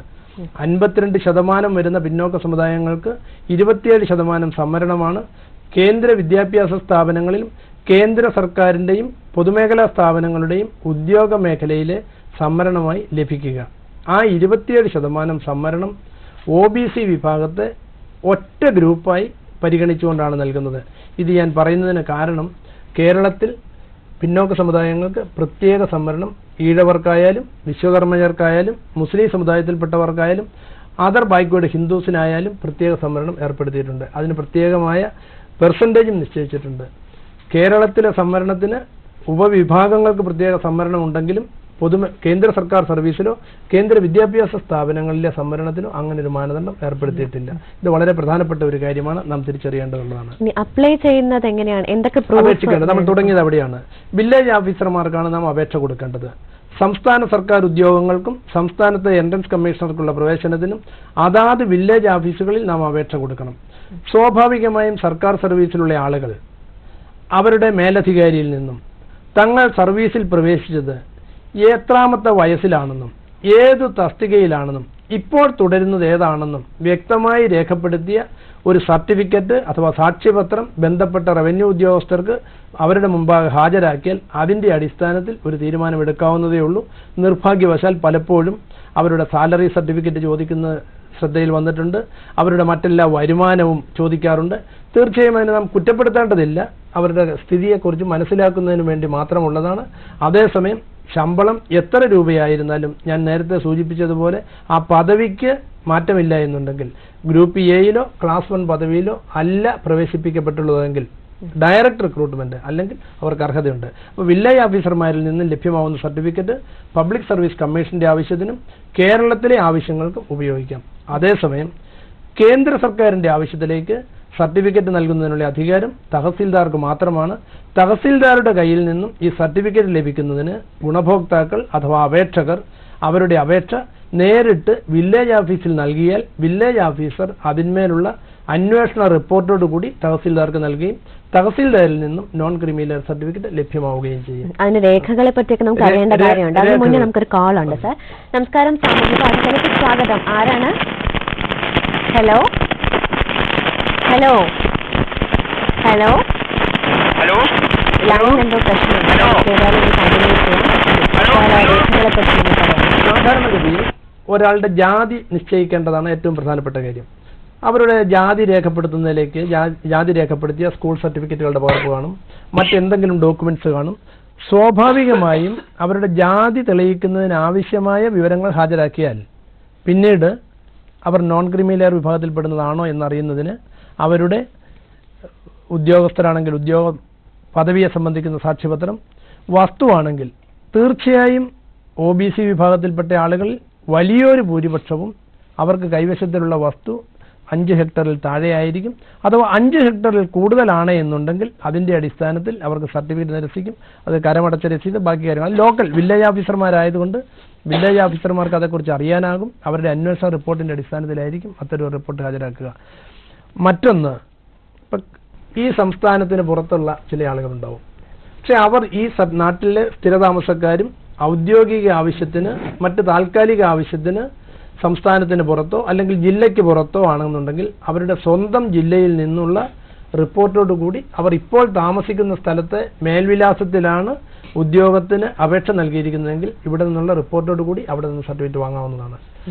ഒരു കാര്യം കൂടി മനസ്സിലാക്കേണ്ടത്, പിന്നോക്ക സമുദായങ്ങളുടെ പദവി നിശ്ചയിക്കുന്നത് എപ്പോഴും അവരുടെ സ്വന്തം സംസ്ഥാനത്തെ അടിസ്ഥാനപ്പെടുത്തിയാണ്. ഈ സംസ്ഥാനത്തെ പട്ടികജാതിയിലോ അല്ലെങ്കിൽ OBC പട്ടികയിലോ ഉള്ളവർക്ക് മാത്രമേ ഇവിടെ നിന്ന് ആനുകൂല്യം ലഭ്യമാവുകയുള്ളൂ.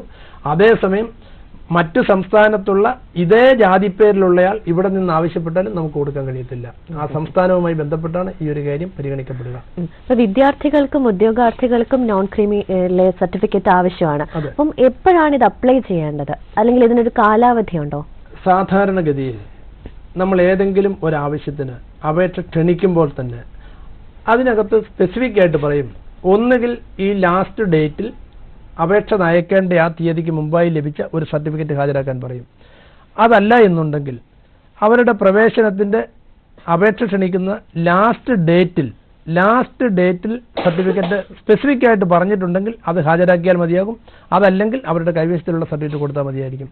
പലപ്പോഴും ഉണ്ടാകുന്ന ഒരു സംശയം, നോൺ ക്രിമിനൽ സർട്ടിഫിക്കറ്റിന് കാലപരിധി ഉണ്ടോ എന്നുള്ളതാണ്. യഥാർത്ഥത്തിൽ സംസ്ഥാന സർക്കാർ നോൺ ക്രിമിനൽ സർട്ടിഫിക്കറ്റിന് 1 വർഷത്തെ കാലാവധി എന്ന പേരിൽ ഒരു ഉത്തരവ് ഇഷ്യൂ ചെയ്തിട്ടുണ്ട്. അതേസമയം ആ സർട്ടിഫിക്കറ്റ് കൊണ്ട് ഏതെങ്കിലും ഒരു സ്ഥാപനത്തിൽ പഠനത്തിന് ലഭിച്ചതാണെങ്കിൽ അത് ആ പഠന കാലാവധി തീരുന്നത് വരെ ഉപയോഗിക്കാം എന്നും വ്യവസ്ഥ ചെയ്തിട്ടുണ്ട്. യഥാർത്ഥത്തിൽ നോൺ ക്രീമി ലെയർ സർട്ടിഫിക്കറ്റിന് ഒരു കാലപരിധി എന്നുള്ളത് നിശ്ചയിക്കാൻ സാമാന്യേന കഴിയുന്നതല്ല. ഒരു ഉദ്യോഗാർത്ഥി ഉദ്യോഗത്തിന് അപേക്ഷിക്കുന്ന സമയത്ത് ആ യോഗ്യത എന്നാണോ നിശ്ചയിക്കുന്നത് ആ സമയത്ത് നോൺ ക്രീമി ലെയർ വിഭാഗത്തിൽപ്പെടുന്ന ആളാണെങ്കിൽ അയാൾക്ക് ആ സർട്ടിഫിക്കറ്റിന്റെ പ്രയോജനം ലഭ്യമാണ്. അതോടൊപ്പം തട്ടിപ്പ് ഒഴിവാക്കുന്നതിന് വേണ്ടി, അനർഹർ കടന്നുകൂടുന്ന ഒഴിവാക്കുന്നതിന് വേണ്ടി ഒരു ഉദ്യോഗാർത്ഥി ഉദ്യോഗത്തിൽ പ്രവേശിക്കുന്ന സമയത്ത്, ജോയിൻ ചെയ്യുന്ന സമയത്ത് ഒരു നോൺ ക്രീമി ലെയർ സർട്ടിഫിക്കറ്റ് ആവശ്യപ്പെടാറുണ്ട്. അതേസമയം അപേക്ഷ കൊടുക്കുന്ന സമയത്ത് നോൺ ക്രീമി ലെയർ ആയിരിക്കുകയും ജോലിയിൽ പ്രവേശിക്കുന്ന സമയത്ത് അദ്ദേഹം ക്രീമി ലെയർ ആയിട്ടുണ്ട് എന്നുണ്ടെങ്കിൽ അത് പ്രത്യേകം പരിശോധിച്ച് തീർപ്പ് കൽപ്പിക്കേണ്ട ഒരു കാരണമാണ്. കാരണം അപേക്ഷ കൊടുക്കുന്ന സമയത്താണ് നാം എപ്പോഴും പരിഗണിക്കപ്പെടുക. അങ്ങനെ ഒരു സംഗതിയുണ്ട്. ഈ നമ്മൾ OBC, SCBC അങ്ങനെയൊക്കെ കേട്ടിട്ടുണ്ട്. OEC ഇതൊക്കെ തമ്മിലുള്ള വ്യത്യാസം എന്താണ്? തീർച്ചയായിട്ടും OBC വിഭാഗമെന്നും SCBC വിഭാഗമെന്നും OEC വിഭാഗമെന്നും പല തരത്തിൽ ഈ വിഭാഗത്തിൽപ്പെട്ട ആളുകളെ പലപ്പോഴും നാം വിശേഷിപ്പിക്കാറുണ്ട്. അതർ ബാക്ക്വേർഡ് കമ്മ്യൂണിറ്റീസ് എന്നുള്ളതാണ് OBC. ഇന്ത്യൻ ഭരണഘടനയുടെ ആർട്ടിക്കിൾ 15 വിദ്യാഭ്യാസവുമായി ബന്ധപ്പെട്ട ഭാഗത്ത് സാമൂഹ്യമായും വിദ്യാഭ്യാസപരമായും പിന്നോക്കം നിൽക്കുന്ന സമൂഹങ്ങൾക്ക്, സമുദായങ്ങൾക്ക് പ്രത്യേക പരിരക്ഷ എന്നാണ് പറയുന്നത്. Socially and educationally backward communities, അതാണ് SCBC. SCBC എന്നുള്ളതും OBC എന്നുള്ളതും ഏകദേശം എന്നുള്ളതല്ല, ഏകദേശം 100% പൂർണ്ണമായും തന്നെ ഒരേ വിഭാഗത്തിൽപ്പെട്ട ആളുകൾ തന്നെയാണ്. ആ പ്രയോഗം വിദ്യാഭ്യാസ മേഖലയിൽ ഇവരെ വിവക്ഷിക്കുന്നത് SCBC എന്നുള്ള നിലയിലാണ്. Socially and educationally backward communities പലപ്പോഴും തെറ്റായി എക്കണോമിക്കലി എന്ന് പലരും ഉപയോഗിക്കാറുണ്ട്. അത് ശരിയല്ല. സോഷ്യലി ആൻഡ് എഡ്യൂക്കേഷണലി ബാക്ക്വേർഡാണ് SCBC. ഇനി മറ്റൊന്ന് OEC എന്നുള്ളതാണ്. അതർ എലിജിബിൾ കമ്മ്യൂണിറ്റീസ് എന്നാണ് ഇതുകൊണ്ട് അർത്ഥമാക്കുന്നത്. അതർ എലിജിബിൾ കമ്മ്യൂണിറ്റീസ് എന്ന് പറയുന്നത് പട്ടികജാതി പട്ടികവർഗ വിഭാഗത്തിൽപ്പെട്ട ആളുകളെ പ്രത്യേക പരിരക്ഷകൾക്കും സംവരണത്തിനും പ്രയോജനപ്പെടുത്തണമെന്നുണ്ടെങ്കിൽ, അല്ലെങ്കിൽ അത് അവർക്ക് ലഭ്യമാവണമെന്നുണ്ടെങ്കിൽ ഭരണഘടനാപരമായ ഒരു നടപടിക്രമങ്ങളിലൂടെ പട്ടികയിൽ ഉൾപ്പെടുത്തിയ ശേഷം മാത്രമേ ആ സമുദായങ്ങൾക്ക് ആ പ്രയോജനം ലഭ്യമാവത്തുള്ളൂ. അതേസമയം ഏതെങ്കിലും കാരണങ്ങളാൽ ആ പട്ടികയിൽ ഉൾപ്പെടുത്താൻ വിട്ടുപോയി, അതേസമയം സമാനമായ അവസ്ഥയിലെങ്കിലും എത്തിയിട്ടുണ്ട്, പ്രത്യേക പരിഗണന അർഹിക്കുന്നവരാണ് എന്ന് സംസ്ഥാന ഗവൺമെന്റിന് തോന്നുകയും ഉൾപ്പെടുത്തപ്പെടാൻ കഴിയാതെ വരികയും ചെയ്ത ആളുകളെയാണ് അതർ എലിജിബിൾ കമ്മ്യൂണിറ്റീസ് എന്ന പേരിൽ നാം ഇപ്പോഴും ലിസ്റ്റ് ഔട്ട് ചെയ്തിട്ടുണ്ട്. അതേസമയം അവർ പൂർണ്ണമായും പട്ടികജാതിക്കാർക്ക് സമാനമാണ് എന്ന് നമുക്ക് പറയാൻ കഴിയത്തില്ല. പട്ടികജാതിക്കാർക്ക് അർഹമായ എല്ലാ മാനദണ്ഡങ്ങളും അവർ അർഹരാക്കുന്നുമില്ല. ആ ഒരു കാരണം കൊണ്ടാണ് OEC അഥവാ അതർ എലിജിബിൾ കമ്മ്യൂണിറ്റീസ് എന്ന പേരിൽ ഈ വിഭാഗത്തെ ഉൾപ്പെടുത്തിയിരിക്കുന്നത്. ഇവരുടെ പ്രത്യേകത പട്ടികജാതിക്കാർക്ക് സാധാരണഗതിയിൽ ലഭ്യമാകുന്ന എല്ലാ വിദ്യാഭ്യാസ ആനുകൂല്യങ്ങളും OEC വിഭാഗങ്ങൾക്കും ലഭ്യമാണ്. വിദ്യാഭ്യാസ ആനുകൂല്യങ്ങളുടെ അർഹതയെ സംബന്ധിച്ചും അതിൻ്റെ മാനദണ്ഡങ്ങളെ സംബന്ധിച്ചും വളരെ വിശദമായി നാം പ്രത്യേകം പരിശോധിക്കേണ്ട ഒരു ഘടകമാണ്. എങ്കിലും പൊതുവായി മനസ്സിലാക്കേണ്ട കാര്യം, പട്ടികജാതി വിഭാഗത്തിൽപ്പെട്ട വിദ്യാർത്ഥികൾക്ക് ഏതെല്ലാം സ്ഥാപനങ്ങളിൽ ഏതെല്ലാം രീതിയിൽ വിദ്യാഭ്യാസാനുകൂല്യങ്ങൾ ലഭിക്കുന്നുണ്ടോ ആ രീതിയിൽ വിദ്യാഭ്യാസാനുകൂല്യങ്ങൾക്ക് അർഹതയുള്ളവരാണ് OEC വിഭാഗം. ഉദ്യോഗത്തിന് അവർ OBC പട്ടികയിൽ തന്നെയാണ് ഈ സമുദായങ്ങൾ. ഇപ്പോൾ ധീവര സമുദായത്തിൽപ്പെട്ടവർ, പട്ടികജാതിയിൽ നിന്ന് പരിവർത്തനം ചെയ്ത് ക്രിസ്തുമതം സ്വീകരിച്ചിട്ടുള്ള ആളുകൾ, അല്ലെ കുശവൻ, കുലാലൻ, കുമ്പാരൻ തുടങ്ങിയ സമുദായത്തിൽപ്പെട്ട ആളുകൾ, ഈ വിഭാഗങ്ങളൊക്കെയാണ് നിലവിൽ OEC പട്ടികയിലുള്ളത്. ഇത് പറയുമ്പോൾ കഴിഞ്ഞ വർഷം ഏകദേശം 30ഓളം സമുദായങ്ങളെ പട്ടികജാതിക്കാർക്ക് ലഭ്യമാകുന്ന ആനുകൂല്യങ്ങൾക്ക് അർഹരായിട്ടുള്ള OEC വിഭാഗങ്ങൾക്കൊപ്പം ആനുകൂല്യങ്ങൾക്ക് അർഹരാക്കിക്കൊണ്ട് ഒരു ഉത്തരവ് പുറപ്പെടുവിച്ചിട്ടുണ്ട്. നോൺ ക്രീമി ലെയർ സർട്ടിഫിക്കറ്റിന്റെ മാനദണ്ഡങ്ങളും മാർഗനിർദ്ദേശങ്ങളും ഇതാണ് ഇന്ന് ചർച്ച ചെയ്യുന്ന വിഷയം. സർ, നമുക്കൊരു കോൾ ഉണ്ട്. നമസ്കാരം, സാമൂഹ്യ പാഠത്തിലേക്ക് സ്വാഗതം. ആരാണ്? ഹലോ ഹലോ ഹലോ, ടിവിയുടെ ശബ്ദം കുറച്ച് വെച്ചിട്ട് ഫോണിൽ ശ്രദ്ധിച്ച് സംസാരിക്കൂ. ആരാണ്? ഹലോ. ആ, ഫോണിൽ ശ്രദ്ധിച്ച് ടിവി മ്യൂട്ട് ചെയ്ത് വെക്കാമോ? ഹലോ, ടിവി മ്യൂട്ട് ചെയ്ത് വെക്കാമോ? ഹലോ ഹലോ ചോദിക്കൂ. Hello hello. ടിവിയുടെ ശബ്ദം കൂടുതലാണ്, അതാണ് ഹലോ. സംസാരിക്കുന്നത്. ടിവിയുടെ വോളിയം കുറച്ച് വെച്ചിട്ട് ഫോണിൽ മാത്രം ശ്രദ്ധിച്ച് സംസാരിക്കും. ആരാണ്? പേര് പറയൂ. ഹലോ. പേര് പറയൂ, ആരാണ്? ഹലോ. വോളിയം കുറച്ച് വെച്ചിട്ടുണ്ട്. ഓക്കെ, പേരെന്താണ് പറയൂ. ഹലോ. പേര് പറയൂ. ഞാൻ കൊരട്ടിന്നാണ്. ഹലോ. പറഞ്ഞോളൂ, കേൾക്കുന്നുണ്ട്, പറയൂ. കേൾക്കുന്നുണ്ട്. ഞാൻ കൊരട്ടിന്നാണ്. LC എന്ന് പറയുന്ന ഒരു എനിക്കറിയാതെ.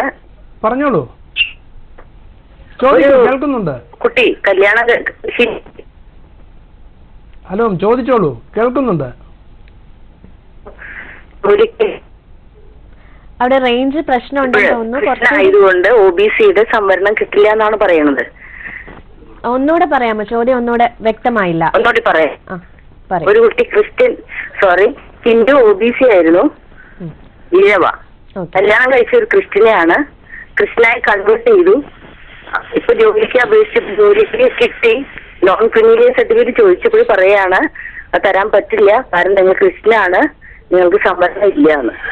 അതെന്താ അതിന്റെ ചോദ്യം എന്താണ് സാർ ഒന്ന് പറഞ്ഞു തന്നാൽ വളരെ ഉപകാരമായിരുന്നു. തീർച്ചയായും ചോദ്യം വ്യക്തമാണ്.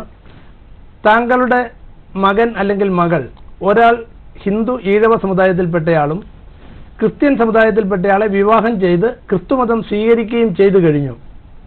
ഈ സാഹചര്യത്തിൽ പിന്നോക്ക സമുദായത്തിൽപ്പെട്ട സംവരണത്തിന് സർട്ടിഫിക്കറ്റ് ലഭിക്കുന്നില്ല എന്നാണ് പറഞ്ഞത്. അത് തീർച്ചയായും ശരിയാണ്. കാരണം ഹിന്ദു ഈഴവ സമുദായത്തിൽപ്പെട്ട ആളുകൾ മാത്രമാണ് OBC പട്ടികയിൽ ഉൾപ്പെടുക.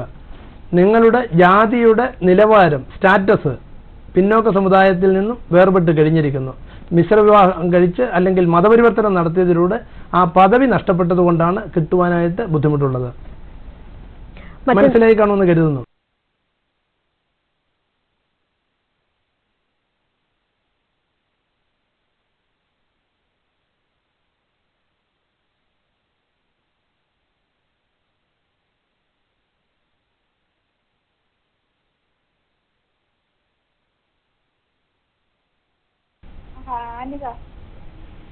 ഹലോ. ഹലോ, അനിത മഹാരാഷ്ട്രയിൽ നിന്ന് വിളിക്കുന്നു സാർ. സംസാരിച്ചോളൂ സാറിനോട്. എന്താണ് സംശയം? ഹലോ അനിത. പറയൂ. ഫോണിൽ മാത്രം ശ്രദ്ധിച്ചു. സാർ, എനിക്കൊരു സംശയമുണ്ട്. പറയൂ സാർ.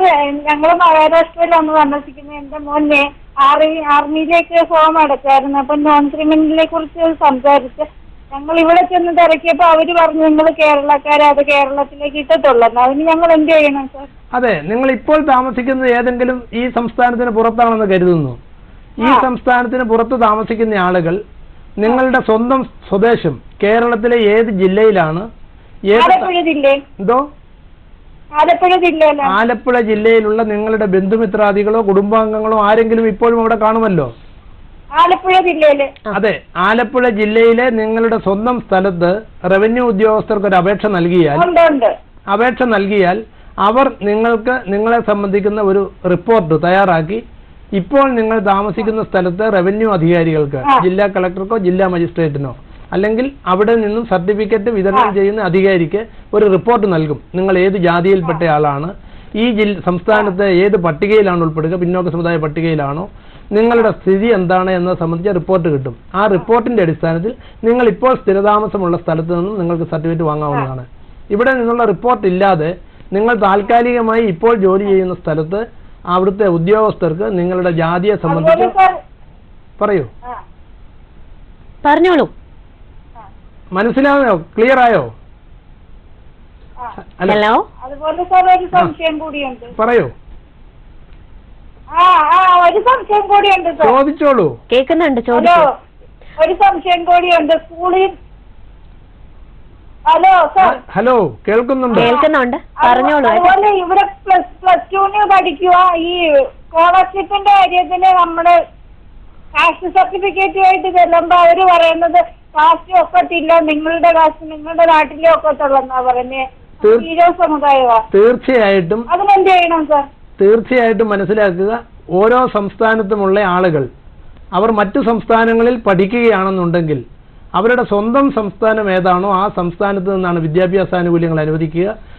താങ്കളുടെ കുട്ടിയെ സംബന്ധിച്ചിടത്തോളം ഹയർ സെക്കൻഡറിക്കാണ് പഠിക്കുന്നത്. നിലവിൽ ഹയർ സെക്കൻഡറി വിഭാഗത്തിലുള്ള കുട്ടികൾക്ക് OBC പോസ്റ്റ് മെട്രിക് സ്കോളർഷിപ്പ് നമ്മൾ അനുവദിക്കുന്നുണ്ട്. ഫണ്ടിന്റെ ലഭ്യത കുറവ് മൂലം ഈ സംസ്ഥാനത്തുള്ള കുട്ടികൾക്ക് മാത്രമാണ് ഇപ്പോൾ അനുവദിക്കുക. താങ്കളുടെ കുട്ടി ഉന്നത വിദ്യാഭ്യാസ മേഖലയിലേക്ക് ഏതെങ്കിലും ഉയർന്ന വിദ്യാഭ്യാസ യോഗ്യതയുള്ള അല്ലെങ്കിൽ സെൻട്രൽ യൂണിവേഴ്സിറ്റികൾ, എയിംസ് പോലുള്ള സ്ഥാപനങ്ങൾ, IIT പോലുള്ള സ്ഥാപനങ്ങൾ, അത്തരം മെച്ചപ്പെട്ട സ്ഥാപനങ്ങളിൽ പോസ്റ്റ് മെട്രിക് സ്കോളർഷിപ്പിന് പ്രവേശനം കിട്ടിക്കഴിഞ്ഞാൽ അതിനുള്ള വിദ്യാഭ്യാസ സഹായം പിന്നോക്ക സമുദായ വികസന വകുപ്പിൽ നിന്ന് ലഭ്യമാണ്. അതിനുള്ള അപേക്ഷ തിരുവനന്തപുരത്ത് പിന്നോക്ക സമുദായ വികസന വകുപ്പ് ഡയറക്ടർക്കാണ് സമർപ്പിക്കേണ്ടത്. പക്ഷേ നിങ്ങൾ ചേർന്ന് പഠിക്കുന്ന സ്ഥാപനം ഉന്നത നിലവാരമുള്ള ഒരു അഖിലേന്ത്യാ മത്സര പരീക്ഷയിലൂടെ പ്രവേശനം കിട്ടിയ സ്ഥാപനമായിരിക്കണം. നിലവിൽ ഹയർ സെക്കൻഡറിക്ക് സംസ്ഥാനത്തിന് പുറത്ത് ആനുകൂല്യത്തിന് അർഹതയില്ല. വിളിച്ചതിൽ വളരെ നന്ദി സർ. നമുക്ക് വീണ്ടും ഒരു കോൾ ഉണ്ട്. ഹലോ, നമസ്കാരം. സാമൂഹ്യ പാഠത്തിലേക്ക് സ്വാഗതം. ആരാണ്? ഹലോ, പറയൂ, ആരാണ്? ഞാൻ തൃപ്പൂണിത്തുറയിൽ നിന്നാണ്, കൊച്ചി എന്നാണ്. പേര് പറയൂ. വിജി എന്നാണ്. വിജി, പറഞ്ഞോളൂ, എന്താണ് സംശയം? ചോദിച്ചോളൂ. സംശയം, ഞാൻ ഗവൺമെന്റ് സർവീസിൽ വർക്ക് ചെയ്യുന്ന ആളാണ്, ഫിസിയോതെറാപ്പിസ്റ്റ്. ഹസ്ബൻഡ് മാർച്ചിൻ നേവിയിലാണ് ജോലി ചെയ്യുന്നത്, ചീഫ് എഞ്ചിനീയറായിട്ട്. ഞങ്ങൾ ഈഴവ വിഭാഗത്തിൽപ്പെട്ടവരാണ്. ഞങ്ങൾക്ക് ക്രിമിലെയർ കിട്ടുമോന്നറിയാൻ വേണ്ടിയിട്ടാണ്, മെഡിക്കൽ എഞ്ചിനീയറിംഗ് ഒക്കെ. രണ്ട് കാര്യമുണ്ട്. താങ്കൾ ജോലി ചെയ്യുന്ന കേരള സർക്കാർ സർവീസിലാണ്. അതെ. താങ്കൾ ജോലി ചെയ്യുന്നത് ഗ്രൂപ്പ് A ആണോ ഗ്രൂപ്പ് B ആണോ എന്ന് നിശ്ചയിക്കേണ്ടതുണ്ട്. ഏത് തസ്തികയിലാണ് ജോലിയിൽ പ്രവേശിച്ചതെന്ന് പറയാമോ? ഗ്രേഡ് 2 ആണ്. ഗ്രേഡ് 2. ഏത് ഗ്രൂപ്പ് B തസ്തികയിലാണ് പ്രവേശനം കിട്ടിയത്? ഒരു ക്ലർക്കൽ ആ ഒരു പോസ്റ്റായിട്ട് ആ ലെവലിലുള്ള ക്ലറിക്കൽ കേഡർ ഗ്രൂപ്പ് B അല്ല. സാധാരണഗതിയിൽ മനസ്സിലാക്കുന്നതിന് വേണ്ടി ഞാനൊന്ന് സൂചിപ്പിക്കാം. കേരളത്തിൽ ഗ്രൂപ്പിംഗ് നടത്തിയിട്ടുള്ളത് നമ്മുടെ സർക്കാർ സർവീസിലെ ഗസറ്റഡ് തസ്തികയുണ്ടല്ലോ, ഗസറ്റഡ് തസ്തികയ്ക്ക് സമാനമായ തസ്തികകളെയാണ് കേരളത്തിൽ ഗ്രൂപ്പ് B ആയി നിശ്ചയിച്ചിട്ടുള്ളത്. അപ്പൊ താങ്കൾ പ്രവേശിച്ചത് ആ ഒരു തസ്തികയിലാണെങ്കിൽ ഗ്രൂപ്പ് B ആയി കണക്ക് കൂട്ടും. അങ്ങനെ അല്ല എന്നാണ് താങ്കൾ ഇപ്പോൾ പറഞ്ഞതിൽ നിന്നും ഞാൻ മനസ്സിലാക്കുന്നത്. അതെ. താങ്കളുടെ ഭർത്താവ് മർച്ചന്റ് നേവിയിലാണ് ജോലി ചെയ്യുക. അതെ. മർച്ചന്റ് നേവിയിലെ ഉദ്യോഗം ഏതെങ്കിലും ഒരു സർവീസ് കാറ്റഗറിയോട് നമുക്ക് തുലനം ചെയ്യാനാവുന്നതാണോ? അത് പരിശോധിക്കേണ്ടതുണ്ട്. പ്രൈവറ്റ് ഫേം ആണ്. വിദേശ കപ്പലിലെ ചീഫ് എഞ്ചിനീയർ ആണ്. വിദേശ കപ്പലിലെ ചീഫ് എഞ്ചിനീയറായി ജോലി ചെയ്യുന്നയാളെ ഒരു പ്രൊഫഷണൽ എന്നുള്ള നിലയിലാണ് അദ്ദേഹത്തിന്റെ ഉദ്യോഗം എന്നുണ്ടെങ്കിൽ തീർച്ചയായും അദ്ദേഹത്തിന്റെ വരുമാനം കണക്ക് കൂട്ടും. ഉയർന്ന ശമ്പളം. ഏത് പ്രായത്തിലാണ്, എത്രാമത്തെ വയസ്സിലാണ് ആ ജോലിയിൽ പ്രവേശിച്ചതെന്ന് പറയാമോ? ഒരു 40 വയസ്സിനുള്ളിൽ പ്രവേശിച്ചിട്ടുണ്ട്. 40 വയസ്സിന് മുമ്പ് മർച്ചന്റ് നേവിയിൽ ഒരു പ്രൊഫഷണൽ എഞ്ചിനീയറായി സർവീസിൽ പ്രവേശിച്ചിട്ടുണ്ടെങ്കിൽ താങ്കളുടെ വരുമാനം കണക്ക് കൂട്ടും. ആ വരുമാനം തുടർച്ചയായി 3 വർഷം 6 ലക്ഷം രൂപയിൽ കൂടുതലായിരുന്നുവെങ്കിൽ നോൺ ക്രീമി ലെയർ സർട്ടിഫിക്കറ്റിന് അർഹത ഉണ്ടായിരിക്കത്തില്ല. സാറേ, ഒരു സംശയം കൂടി ചോദിച്ചോട്ടെ. അത് NRI അത് ബാധകമാണോ? NRIയിലുള്ള ആളുകളെ സംബന്ധിച്ചിടത്തോളവും അവരവിടെ ചെയ്യുന്ന ജോലി നമ്മളത് ഓരോ കേസും പ്രത്യേകം പരിശോധിച്ച് തീർപ്പ് കൽപ്പിക്കാനാവത്തുള്ളൂ. അവിടെ ഏത് നിലയിലുള്ള ഉദ്യോഗമാണ് വഹിക്കുക, ആ ഉദ്യോഗത്തിന് വേണ്ട വിദ്യാഭ്യാസ യോഗ്യത എന്താണ്.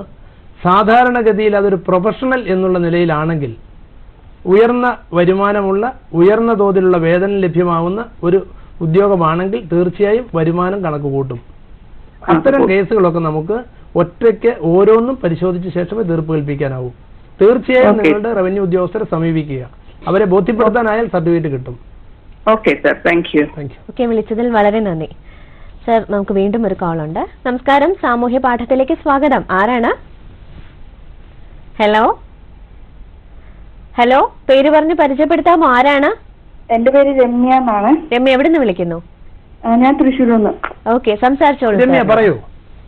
എന്റെ ഇപ്പൊ ഞാൻ തച്ചർ OBC ആണ്. തച്ചർ? അതെ. തച്ചർ. അപ്പൊ അത് SC മാറ്റിയെന്ന് പറഞ്ഞു.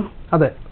അപ്പൊ അതിന്റെ എന്താ ചെയ്യണ്ടേ? ഞാൻ ശരിക്കും ഇപ്പൊ ആലപ്പുഴയാണ്, കല്യാണം കഴിച്ചിരിക്കുന്നത് തൃശ്ശൂരേക്ക്. അപ്പം ജാതി മാറ്റി കിട്ടാനൊക്കെ ആയിട്ട് എന്താ ചെയ്യാ? SC ആക്കി കിട്ടാൻ ജാതി മാറ്റേണ്ടതൊന്നുമില്ല. തച്ചർ സമുദായം നേരത്തെ OBC പട്ടികയിലായിരുന്നു. തച്ചർ അതർ ദാൻ കാർപ്പന്റർ എന്ന വിഭാഗത്തിലുള്ളതാണ്. ആ വിഭാഗത്തെ ഇപ്പോൾ പട്ടികജാതിയിൽ ഉൾപ്പെടുത്തിക്കൊണ്ട് ഉത്തരവ് നൽകിയിട്ടുണ്ട്. താങ്കളുടെ ജാതി സർട്ടിഫിക്കറ്റ് തച്ചർ എന്ന് രേഖപ്പെടുത്തി അത് നൽകിയാൽ മാത്രം മതിയാകും. അതിന് ബന്ധപ്പെട്ട റവന്യൂ ഉദ്യോഗസ്ഥരെ സമീപിച്ചാൽ മാത്രം മതി. വളരെ സമീപകാലത്താണ് തച്ചർ അതർ ദാൻ കാർപ്പന്റർ എന്ന വിഭാഗത്തെ പട്ടികജാതിയിൽ ഉൾപ്പെടുത്തിക്കൊണ്ട് ഉത്തരവ് ഇഷ്യൂ ചെയ്തിട്ടുള്ളത്. സാർ, അപ്പൊ ഞാൻ പരീക്ഷകളൊക്കെ നമ്മുടെ UPSC പരീക്ഷകളൊക്കെ എഴുതുന്നുണ്ട്. അപ്പൊ എനിക്ക് അതിനു വേണ്ടി കിട്ടാനായിട്ട് ഇപ്പൊ എന്താ ചെയ്യാൻ? ഞാൻ ആലപ്പുഴയിലാണ്, അപ്പൊ കല്യാണം കഴിച്ചതിനാണ് തൃശ്ശൂരേക്ക്. അപ്പം താങ്കളെ കല്യാണം കഴിച്ചു കൊണ്ടുപോയിരിക്കുന്ന തൃശ്ശൂരാണെങ്കിലും താങ്കളുടെ സ്വന്തം സ്ഥലത്ത് നിന്നുള്ള ഒരു റിപ്പോർട്ട് വാങ്ങി തൃശ്ശൂർ തഹസിൽദാർക്ക് ഹാജരാക്കേണ്ടി വരും. തൃശ്ശൂരിന്ന് അല്ല, ആലപ്പുഴയിൽ തച്ചർ എന്ന് പറഞ്ഞിട്ട് OBC എന്നാണ് പറഞ്ഞ് തന്നത്. ഇപ്പൊ ഞാൻ ലേറ്റസ്റ്റ് വാങ്ങിയിരുന്നു, അപ്പോഴും തച്ചർ OBC എന്ന് പറഞ്ഞാൽ തന്നത്. 1 മാസമായിട്ടേ ഉള്ളൂ. അല്ല, അങ്ങനെയാണെങ്കിൽ താങ്കളുടെ ജാതിയെ സംബന്ധിച്ച കൃത്യമായ ഒരു നിർണയം നടത്തേണ്ടിയിരിക്കുന്നു. അല്ല, അവര് ചോദിച്ചപ്പോ പറഞ്ഞത് SC-യിലേക്കായ ഇത് കിട്ടിയിട്ടില്ല എന്നാ പറഞ്ഞത്. അപ്പോൾ പ്രശ്നമില്ല, താങ്കൾ ഇനി സമീപിക്കുക. അത് സംബന്ധിച്ച നടപടിക്രമങ്ങൾ പൂർത്തിയായി വരുന്നതേ ഉള്ളൂ. അതിനുശേഷം ഞാൻ ആലപ്പുഴയിൽ നിന്ന് തന്നെ വാങ്ങിയിട്ട് ഇവിടെ കൊണ്ട് കൊടുക്കുകയാണോ ചെയ്യേണ്ടത്? എന്താ ചെയ്യാ? അത് തൃശ്ശൂരിൽ നിന്ന് നേരിട്ട് അങ്ങ് അപ്ലൈ ചെയ്താൽ മതി? അല്ല, അതിന് താങ്കൾ തീർച്ചയായും റവന്യൂ ഉദ്യോഗസ്ഥരുടെ ഉപദേശം തേടണം. സർട്ടിഫിക്കറ്റ് നൽകുവാനുള്ള അധികാരവും അതിന്മേൽ തീർപ്പ് കൽപ്പിക്കുവാനുള്ള അവകാശവും എല്ലാം റവന്യൂ ഉദ്യോഗസ്ഥർക്ക് മാത്രമാണ്. റവന്യൂ ഉദ്യോഗസ്ഥരെ സമീപിച്ചാൽ അവർ പറയുന്നതനുസരിച്ച് താങ്കൾക്ക് നടപടി സ്വീകരിക്കാവുന്നതാണ്. ആലപ്പുഴയിലെ റവന്യൂ ആണോ അത് തൃശ്ശൂരാണോ? താങ്കൾ ഇപ്പോൾ താമസിക്കുന്നത് ആലപ്പുഴയിലായിരിക്കുകയും ഇപ്പോൾ താമസിക്കുന്നത് താങ്കൾ തൃശ്ശൂർ താമസിക്കുകയും തൃശ്ശൂർ മേൽവിലാസത്തിൽ ഒരു ഉദ്യോഗത്തിന് വേണ്ടി അപേക്ഷിക്കുകയും ചെയ്താൽ താങ്കൾക്ക് തൃശ്ശൂർ മേൽവിലാസത്തിലാണ് ജാതി സർട്ടിഫിക്കറ്റ് ലഭിക്കേണ്ടത്. പക്ഷെ തൃശ്ശൂർ മേൽവിലാസത്തിൽ ജാതി സർട്ടിഫിക്കറ്റ് ലഭിക്കണമെന്നുണ്ടെങ്കിൽ തൃശ്ശൂർ സർട്ടിഫിക്കറ്റ് വിതരണം ചെയ്യുന്ന ഉദ്യോഗസ്ഥന് താങ്കളുടെ ജാതിയെ സംബന്ധിച്ച കൃത്യമായ വിവരം താങ്കൾ ജനിച്ച സ്ഥലത്ത് അല്ലെ താങ്കളുടെ ഒറിജിൻ ഓഫ് ഡിസ്ട്രിക്ട് ഏതാണോ അവിടെ നിന്നും അവിടുത്തെ റവന്യൂ അധികാരികൾ നൽകുന്ന ഒരു റിപ്പോർട്ട് തൃശ്ശൂരെ ഉദ്യോഗസ്ഥർക്ക് ലഭ്യമാവണം. അത്തരത്തിൽ അവരുടെ ഉപദേശം തേടണം. ക്ലിയർ ആയല്ലോ? ഹലോ, വിളിച്ചതിൽ വളരെ നന്ദി സർ. നമുക്ക് വീണ്ടും ഒരു കോൾ ഉണ്ട്. നമസ്കാരം, സാമൂഹ്യ പാഠത്തിലേക്ക് സ്വാഗതം. ആരാണ്? ഹലോ, ഞാൻ ഇവിടെ കോഴിക്കോട് ജില്ലയിൽ താമരശ്ശേരി എന്നുള്ള സ്ഥലത്തു നിന്നാണ്. പേര് പറയാമോ? ഹലോ, പേര് പറയാമോ? എന്താണ് പേര്? പേര് പീതാംബരൻ. സംസാരിച്ചോളൂ സാറിനോട്. ചെറിയ സംശയം ചോദിക്കാനുണ്ട്. കാരണം ഈ ഒരു 10-20 കാറ്റഗറിപ്പെട്ടവരെ OBC നിന്ന് OEC-യിലേക്ക് ആക്കി എന്ന് പറഞ്ഞായിരുന്നു. അതുകൊണ്ട് നമുക്ക് എന്താണ് മെച്ചമുള്ള ജോലിക്ക് അത് മാനദണ്ഡം ആവുമെന്ന് അറിയാൻ വേണ്ടിയാണ്. തീർച്ചയായും താങ്കളുടെ ചോദ്യം ശരിയാണ്. കഴിഞ്ഞ 1 വർഷം മുമ്പ് പിന്നോക്ക സമുദായ പട്ടികയിലുള്ള 30ഓളം സമുദായങ്ങളെ അതർ എലിജിബിൾ കമ്മ്യൂണിറ്റീസ് അഥവാ OEC വിഭാഗത്തിന് തുല്യമായ വിദ്യാഭ്യാസ ആനുകൂല്യങ്ങൾക്ക് അർഹരാക്കുകയാണ് ചെയ്തിട്ടുള്ളത്. പ്രത്യേക ഉദ്യോഗ സംവരണത്തിനല്ല, വിദ്യാഭ്യാസ ആനുകൂല്യങ്ങൾക്ക്.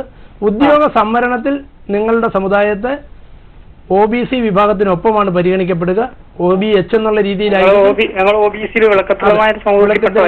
വിളക്കിത്തല നായർ സമുദായത്തിലുള്ള ആളുകൾക്ക് വരുമാനം 6 ലക്ഷം രൂപയിൽ അധികരിക്കുന്നില്ല എന്നുണ്ടെങ്കിൽ അതർ എലിജിബിൾ കമ്മ്യൂണിറ്റീസിനുള്ള വിദ്യാഭ്യാസ ആനുകൂല്യങ്ങൾക്ക് അർഹതയുണ്ട്. അതേസമയം ഉദ്യോഗം നിങ്ങൾക്ക് ലഭിക്കുന്നത്, സംവരണം ലഭിക്കുന്നത് OBH വിഭാഗത്തിൽ തന്നെയാണ്. OBC സംവരണമാണ് കിട്ടുന്നത്. അതെ, ക്ലിയർ ആയല്ലോ? ഓക്കെ, വിളിച്ചതിൽ വളരെ നന്ദി. ഒരു കോൾ ഉണ്ട്. നമസ്കാരം, സാമൂഹ്യ പാഠത്തിലേക്ക് സ്വാഗതം. ആരാണ്? ഹലോ. പേര് പറയൂ, ആരാണ്? ബേബി, കണ്ണൂർ. ഓക്കെ, സംസാരിച്ചോളൂ സാറിനോട്. ശ്രീ ബേബി പറയൂ. ഹലോ സാർ, ചോദിക്കൂ. ഞാൻ കണ്ണൂർ ജില്ലയിൽ നിന്ന് വിളിക്കുന്നു. എന്റെ പേര് ബേബി. എന്റെ കുട്ടി +1 പഠിച്ചപ്പോൾ ന്യൂനപക്ഷ സ്കോളർഷിപ്പിന് വേണ്ടിയിട്ട് അപേക്ഷിച്ചിരുന്നു. അത് കിട്ടുകയും ചെയ്തിരുന്നു. ഹലോ, പറഞ്ഞോളൂ, കേൾക്കുന്നുണ്ട്. ഹലോ, സംസാരിച്ചോളൂ, ഞങ്ങൾ കേൾക്കുന്നുണ്ട്. സെക്കൻഡ് ഇയർ ആയി കഴിഞ്ഞപ്പം അത് ആ ലിസ്റ്റിലില്ല. എന്നിട്ട് പിന്നെ അത് പുതിയത് കൊടുക്കാൻ പറഞ്ഞ് അത് പുതിയത് കൊടുത്താൽ അതിന് യാതൊരു വിവരവും ഇല്ല. ഞാൻ മറുപടി പറയുന്നത് ശ്രദ്ധിച്ച് കേൾക്കുക. താങ്കൾ ന്യൂനപക്ഷ സ്കോളർഷിപ്പിനാണ് അപേക്ഷിച്ചിരുന്നത്. ന്യൂനപക്ഷ സ്കോളർഷിപ്പ് അനുവദിക്കുന്നത് പിന്നോക്ക സമുദായ വികസന വകുപ്പിൽ നിന്നല്ല. പിന്നോക്ക സമുദായ വികസന വകുപ്പിൽ നിന്ന് ലഭിക്കുന്ന സ്കോളർഷിപ്പുകൾക്ക് മാത്രമേ മറുപടി പറയാൻ കഴിയത്തുള്ളൂ. താങ്കൾ എന്തായാലും മൈനോറിറ്റി സ്കോളർഷിപ്പ് താങ്കൾക്ക് അനുവദിച്ചു തരുന്നത് കോളേജ് വിദ്യാഭ്യാസ വകുപ്പുമായും ന്യൂനപക്ഷ ക്ഷേമ വകുപ്പുമായും ബന്ധപ്പെട്ടാണ്. താങ്കൾ അപേക്ഷ നൽകിയ സ്ഥാപനവുമായി ബന്ധപ്പെട്ട് അത് ഏത് ഓഫീസിലേക്കാണ് അയച്ചിട്ടുള്ളത് എന്ന് ഉറപ്പുവരുത്തിയ ശേഷം പരിഹാര നടപടി സ്വീകരിക്കേണ്ടതാണ്. ക്ലിയർ ആയല്ലോ? ഓക്കെ, വിളിച്ചതിൽ നന്ദി. നമുക്ക് മറ്റൊരു കോളുണ്ട്. നമസ്കാരം, സാമൂഹ്യ പാഠത്തിലേക്ക് സ്വാഗതം. ആരാണ്? ഹലോ, പേര് പറയൂ, ആരാണ്? ഹലോ, ഞാൻ പത്തനംതിട്ട അനിത. അനിത, എന്താണ് സംശയം? ചോദിക്കൂ സാറിനോട്. ഞാൻ ഈഴവയാണ്. അതെ. അത് നമുക്ക് ജോലിക്ക് വേണ്ടിയിട്ട് നോൺ ക്രിമിനൽ സർട്ടിഫിക്കറ്റ് അത് എവിടെ ചെന്ന് മേടിക്കണം? എല്ലാ സർട്ടിഫിക്കറ്റുകളും ജാതി സർട്ടിഫിക്കറ്റുകളും നോൺ ക്രിമിലെയർ സർട്ടിഫിക്കറ്റും നൽകുന്നത് റവന്യൂ വകുപ്പിൽ നിന്നാണ്. റവന്യൂ വകുപ്പിലെ ഏറ്റവും താഴെയുള്ള ഓഫീസ് വില്ലേജ് ഓഫീസാണ്. നിങ്ങളുടെ വില്ലേജ് ഓഫീസുമായി നേരിട്ട് ബന്ധപ്പെട്ടാൽ സർട്ടിഫിക്കറ്റ് വില്ലേജ് ഓഫീസിൽ നിന്ന് ലഭിക്കും. കേരളത്തിലെ ആവശ്യങ്ങൾക്കാണെങ്കിൽ വില്ലേജ് ഓഫീസർ നൽകുന്ന സർട്ടിഫിക്കറ്റ് കൊണ്ട് നിങ്ങളുടെ ആവശ്യം നടക്കും. കേന്ദ്ര സർക്കാരുമായി ബന്ധപ്പെട്ട ആവശ്യങ്ങൾക്കാണെങ്കിൽ, പൊതുമേഖലാ സ്ഥാപനവുമായി ബന്ധപ്പെട്ട ആവശ്യങ്ങൾക്കാണെങ്കിൽ തഹസീൽദാരാണ് സർട്ടിഫിക്കറ്റ് നൽകുക. നിശ്ചയമായും നാട്ടിലെ വില്ലേജ് ഓഫീസിൽ ബന്ധപ്പെട്ടാൽ സർട്ടിഫിക്കറ്റിനുള്ള എല്ലാ മാർഗനിർദ്ദേശവും അവർ തരും. സർ, അവർ ചോദിക്കുന്നത് എങ്ങനെ അപ്ലൈ ചെയ്യണം, അതായത് അപേക്ഷ കൊടുക്കണോ എന്നാണ്. തീർച്ചയായും നിങ്ങൾ വെള്ളക്കടലാസിൽ അപേക്ഷ എഴുതി കൊടുക്കുക. അതല്ലെങ്കിൽ വില്ലേജ് ഓഫീസിൽ അവരൊരു മാതൃകാ ഫാറം നൽകിയിട്ടുണ്ടാവും, അതിൽ അപേക്ഷ നൽകിയാൽ മതിയാവും. വില്ലേജ് ഓഫീസുമായി ബന്ധപ്പെട്ടാൽ മാത്രം മതി. വിളിച്ചതിൽ നന്ദി. മറ്റൊരു കോളുണ്ട്. നമസ്കാരം, സാമൂഹ്യ പാഠത്തിലേക്ക് സ്വാഗതം. ആരാണ്? ഹലോ, പേര് പറയൂ. ആരാണ്? ഞാൻ ലത ബോംബെ. സംസാരിച്ചു പറയൂ. ഞാൻ എന്താണെന്ന് വെച്ചാൽ എന്റെ മകന് വേണ്ടിട്ട് സംസാരിക്കുന്നത്. അതെ. എന്താണെന്ന് വെച്ചാൽ അവന് എഞ്ചിനീയറിംഗിന് ചേർന്നിട്ടുണ്ട്. OBC സർട്ടിഫിക്കറ്റ് നാട്ടിൽ നിന്ന് വാങ്ങിച്ചിട്ട് ഇത് ഇവിടെ കൊടുത്തപ്പം അവര് സ്വീകരിക്കുന്നില്ല. അവര് പറയുന്നത് നാട്ടിലത്തെ ഇവിടെ നടക്കില്ല എന്ന്. അവന് നല്ല മാർക്കൊക്കെ ഉണ്ട്. എഞ്ചിനീയറിംഗിന് സെക്കൻഡ് ഇയർ, ഇപ്പം ഫസ്റ്റ് ഇയറാ പഠിക്കുന്നത്. അപ്പൊ എന്ത് ചെയ്യണം? താങ്കളടക്കം ഇത് ശ്രദ്ധിക്കുന്ന മുഴുവൻ പ്രേക്ഷകരും അറിയേണ്ട ഒരു കാര്യം, ഓരോ സംസ്ഥാനത്തുമുള്ള സംവരണം നിശ്ചയിച്ചിരിക്കുന്നത് അതാത് സംസ്ഥാനത്തെ പിന്നോക്ക സമുദായങ്ങളുടെ അല്ലെങ്കിൽ പട്ടികജാതി ജനവിഭാഗങ്ങളുടെ ജനസംഖ്യയുടെ അനുപാതത്തിലാണ് അതാത് സംസ്ഥാനങ്ങളിൽ സംവരണം ഏർപ്പെടുത്തിയിട്ടുള്ളത്. താങ്കൾക്ക് ബോംബെയിൽ സംവരണം ലഭിക്കാനുള്ള അർഹത അവർ നൽകുന്നില്ല, അവിടെയുള്ള ആളുകൾക്കാണ്. അതേസമയം അഖിലേന്ത്യാ തലത്തിലുള്ള ഒരു പ്രവേശനത്തില് IIT-യിലേക്കോ ജോയിന്റ് എൻട്രൻസ് എക്സാമിനേഷൻ നടത്തുന്ന പരീക്ഷകൾക്കോ IIM പോലുള്ള സ്ഥാപനങ്ങളിലോ കേന്ദ്ര സർക്കാർ തലത്തിൽ നടത്തുന്ന പരീക്ഷകൾക്ക് ഹാജരാക്കുന്നതിലേക്കായി താങ്കൾക്ക് നോൺ ക്രിമിലെയർ സർട്ടിഫിക്കറ്റ് ഹാജരാക്കിയാൽ അത്തരത്തിൽ അപേക്ഷിക്കാനാവും. താങ്കൾ ഇപ്പോൾ ബോംബെയിലെ ഒരു സ്ഥാപനത്തിലേക്കാണ് കൊടുത്തിരിക്കുന്നത്. അവർ ആ സംസ്ഥാനത്തുള്ളവർക്ക് മാത്രമായിരിക്കും സംവരണം അനുവദിക്കുക. അത് സ്വാഭാവികമായും കേരളത്തിലാണെങ്കിലും അതുതന്നെയാണ് സ്ഥിതി. മറ്റു സംസ്ഥാനങ്ങളിൽ ഇവിടെ വന്ന് താമസിക്കുന്ന ആളുകൾക്ക് ഇവിടുത്തെ സംവരണത്തിന്റെ അർഹത ലഭിക്കത്തില്ല. ക്ലിയർ ആയല്ലോ? ഓക്കെ, വിളിച്ചതിൽ വളരെ നന്ദി സർ. അപ്പോൾ ആദ്യം നമുക്ക് കുറച്ച് കോൾസ് കിട്ടാൻ പ്രയാസമായിരുന്നെങ്കിലും പിന്നീട് കോൾസ് വന്നു. അതുകൊണ്ട് തന്നെ നമ്മുടെ ഇന്നത്തെ ഒരു ചർച്ച ഇവിടെ പൂർണ്ണമാക്കേണ്ടതുണ്ട്. അപ്പോൾ ഇത്രയേറെ കാര്യങ്ങൾ നോൺ ക്രീമിലെയർ സർട്ടിഫിക്കറ്റിനെ കുറിച്ച് ഒരുപാട് കാര്യങ്ങൾ നമ്മുടെ പ്രേക്ഷകർക്ക് മനസ്സിലായെന്ന് വിശ്വസിക്കുന്നു. അപ്പോൾ ഇത്രയേറെ കാര്യങ്ങൾ ഞങ്ങളുമായി പങ്കുവച്ചതിൽ വളരെ നന്ദി സർ. അപ്പോൾ സാമൂഹ്യ പാഠത്തിന്റെ ഇന്നത്തെ അധ്യായം ഇവിടെ പൂർണ്ണമാവുകയാണ്. മറ്റൊരു വിഷയവുമായി വീണ്ടും കാണാം. നന്ദി, നമസ്കാരം.